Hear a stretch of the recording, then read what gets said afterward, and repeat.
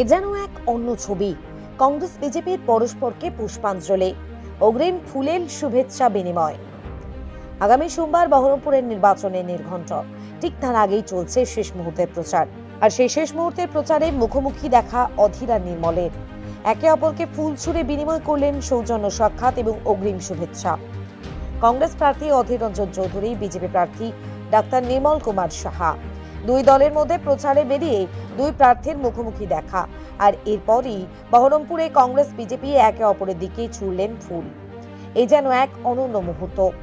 এমন মুহূর্তের ছবি ধরা পড়ল ক্যামেরায়, যা ভোটের আগে এক অন্যরকম ফুটেজ দিল দুই দলকে।